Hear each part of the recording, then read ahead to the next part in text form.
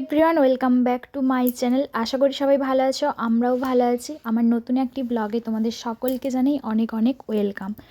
আজকের ব্লগটা আমি সকাল থেকেই শুরু করছি, সে কারণে তোমাদের সকলকে জানাই গুড মর্নিং। আর না, আজকে কিছু স্পেশাল কিছু নেই, আর কোনো এমন ব্যাপারও নেই যে যার জন্য আমাকে সকাল সকাল উঠতে হয়েছে, সেরকম কিছু না। আজকে আমি ভাবলাম যে তোমাদের সাথে আমি ডেলি ব্লগ শেয়ার করব। তো সকাল থেকে সারা দিনটা আমার কিভাবে কাটে সেটাই চেষ্টা করছিলাম তোমাদের কাছে তুলে ধরার। বাট সত্যি জানো তো, আমার পক্ষে সম্ভব হয়ে ওঠেনি, কারণ আমার নিজেরই কেমন একটা লেগেছিল। তো আমি বিছানা ছেড়ে আগে বিছানাটা গুছিয়ে নিলাম, তারপর যেটা গেলাম যে আমার চাটা আমার ভীষণ পছন্দের। এটা না খেলে এমন নয়, তো যে এমন নয় যে আমাকে পার ডে খেতেই হয়, এক দুদিন ছাড়াও খাই, কি বলো? বাট না খেয়ে থাকতে পারি না, সেরকম একটা ব্যাপার। আর এখানে আমি বরকে বোঝাচ্ছিলাম যে দেখো চাটা এইভাবে উতলে পড়ছে, তো এটার মানে কি? তো বর বলতে পারেনি, ছাড়ো। আর এই যে তারপর টিফিন একটু করে চা বিস্কুট খেয়ে এই যে আমি ইনাকে একটু শান্তি থাকতে দিতে পারি না, কেন জানি না। আমি যেইটুকু টাইম পাই ওর পিছনেই লাগালাগি করি।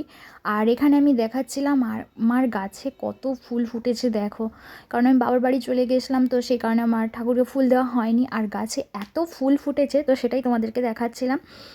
আর এই যে দেখো, আমি ফুল গাছের কাছে গিয়ে দেখি মুনিবাবু সেখানে ঘুমোচ্ছে, মানে ওনার জায়গা নেই, এত জায়গা থাকা সত্ত্বেও ওনাকে সেখানে গিয়ে ঘুমোতে হচ্ছে। তো আমি ভয়েসে বলেছিলাম যে কিরে তোর আর জায়গা নেই, তুই এখানে এসে ঘুমাচ্ছিস, তো সেই কারণে উনি ম্যাও ম্যাও করছে।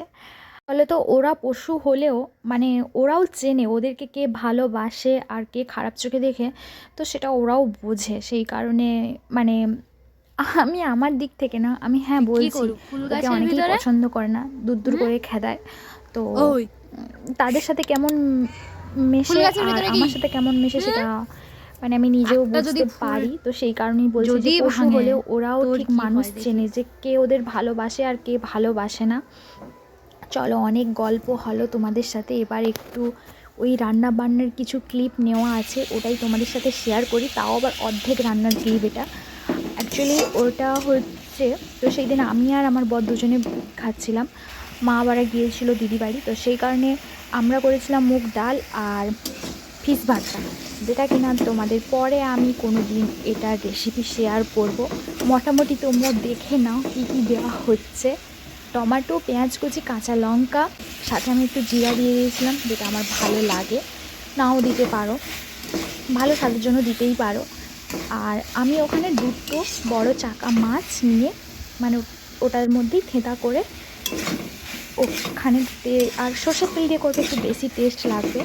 আর একটা জিনিস যেটা আমি অ্যাড করেছিলাম সেটা হচ্ছে টমেটোর সস দিয়ে করলে একটু বেশি টেস্ট লাগে, বেশ টক মিষ্টি মিষ্টি, বেশ মুখের চোখ হয়ে থাকে।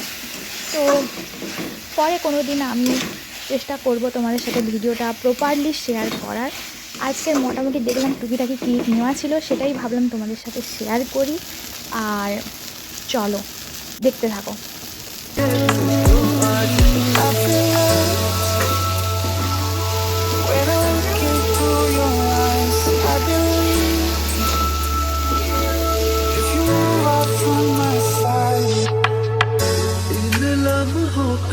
मुझे कब से इंतजार था, इन खुशियों के लिए कब से बेकरार था।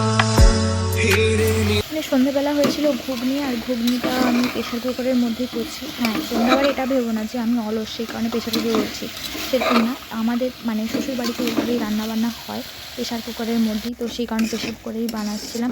আর পরের দিন দুপুরে হয়েছিল মটন রান্না, তো ভাবলাম তোমাদের সাথে তো চিকেন রান্না প্রায় শেয়ার করেছি, তো আজকে না হলে মটন রান্নাটা তোমাদের সাথে শেয়ার করি।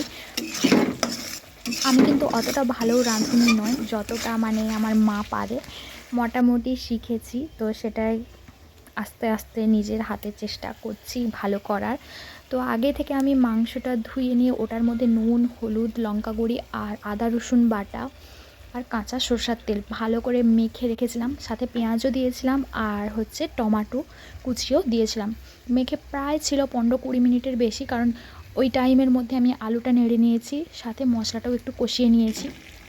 তারপর মাংসটা মশলা কষানো হওয়ার পর আমি মাংস দিয়েছি, মোটামুটি 20-25 মিনিটের মতো আমার মাংসটা মাখানো ছিল। তো তারপর চলো দেখা যাক কেমন রান্না বান্না হয়। জানি না, অনেক দিন পর মটন রান্না করছি, তাও আবার আজকে বরের ইচ্ছে হলো মটন খাওয়ার, এনেছে। যদি ঠিকঠাক না রান্না হয় আমার এই ভিডিওর চক্করে, যা সর্বনাশ, তাহলে আমাকে মানে বাপের বাড়ি না দিয়ে আসে।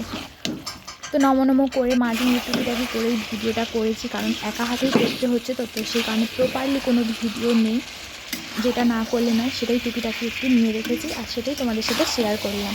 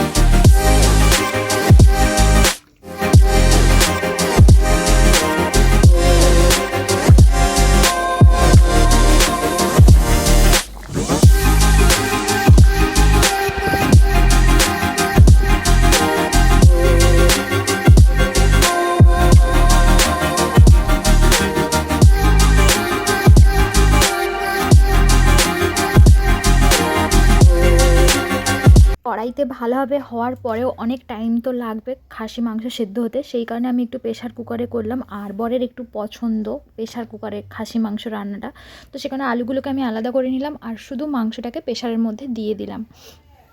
চলো, আমার তো রান্না বান্না প্রায় কমপ্লিটের কাছাকাছি। তারপর তোমাদের কি খবর বলো, সবাই কেমন আছো?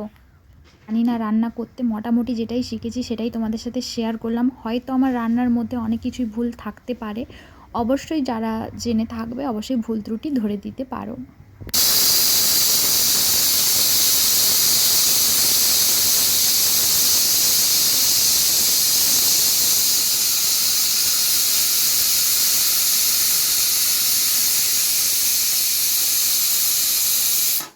ফাইনালি আমাদের মটন রান্না কমপ্লিট। আর সত্যি কথা বলতে এটা আমার পরে মনে হলো ভিডিও বানাতে হবে, সেগুলো ক্লিপ নিয়ে রেখেছি। তো পরে যে জামটাতে তোলা ছিল এসে ভিডিও বানালাম। আজকে ছিল আমাদের এখানে হাটবার, আর মা এনেছে দেখো 2টো ফুলকপি এনেছে, আরও কী বাজার করে এনেছে, বাট ফুলকপিটা দেখাচ্ছি কারণ এগুলো 5 টাকা করে নিয়েছে।